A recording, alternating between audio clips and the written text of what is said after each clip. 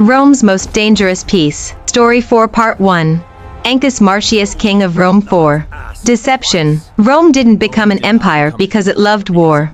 It became an empire because it learned how to make war look like justice. In the traditional Roman timeline, the fourth king of Rome was Ancus Marcius. He ruled for about 24 years from around 642 BC to 617 BC, a reign balanced on a knife-edge faith on one side, violence on the other. He was remembered as the grandson of Numa Pompilius, the peace king, but Ancus inherited a city that was no longer allowed to stay peaceful. Rome was growing. Its neighbors were watching, and the Latin towns around it were waiting for the first sign of weakness. Ancus understood something early.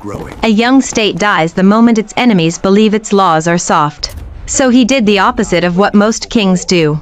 He didn't abandon religion to fight. He used religion to make war unstoppable. The weapon called rightful war. Early 640s BC.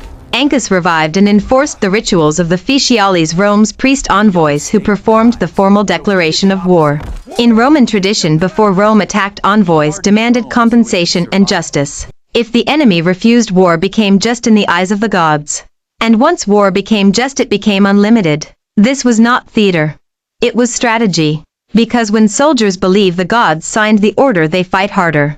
And when citizens believe war is sacred, they pay taxes without rebellion. The Latin wars, cities that disappeared 640 to 630 BC. Latin towns began raiding Roman territory. Small border strikes meant to test the new king. Ancus answered with campaigns against multiple Latin settlements named in later Roman tradition, including Politorium Tellini and Ficana. Here is what made Ancus terrifying. He didn't just defeat cities, he erased their independence. After taking a town, he relocated many of its people into Rome.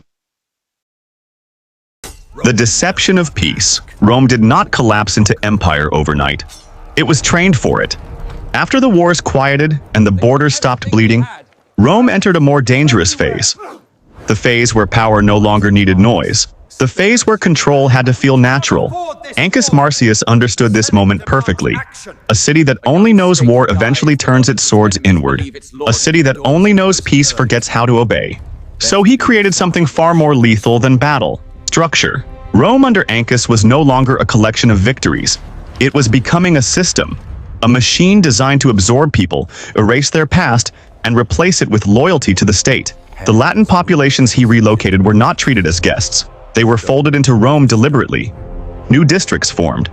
New families appeared. Old identities faded. The city grew crowded, loud, restless, and restless cities are dangerous.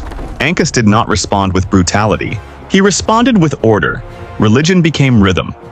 Rituals marked time. Festivals synchronized emotion. Public ceremonies reminded everyone that Rome was watched by gods who favored discipline, not chaos. This was not faith. This was psychological architecture.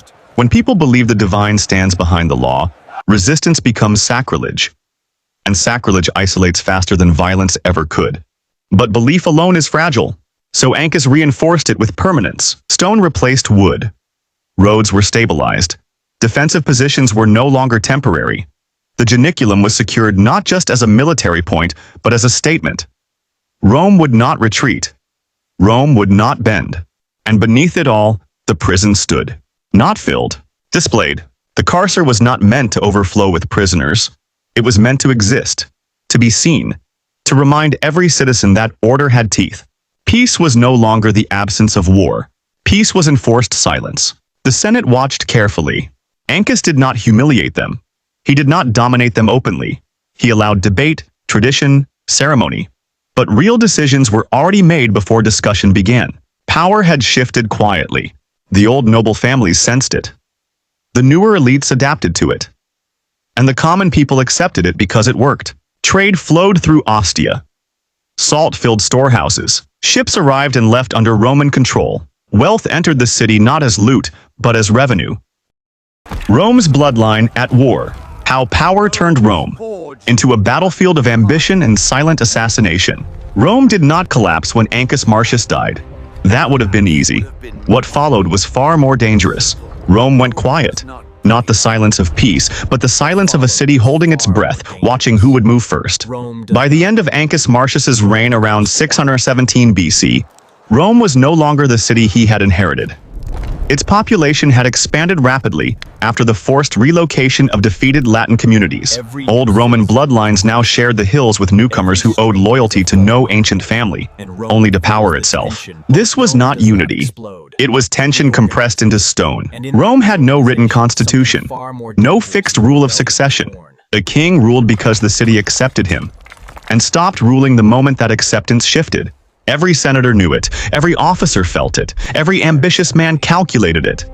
And among them stood one man who understood Rome better than most Romans, Lucius Tarquinius Priscus, an Etruscan by birth, wealthy beyond measure, excluded by blood, but never by ambition.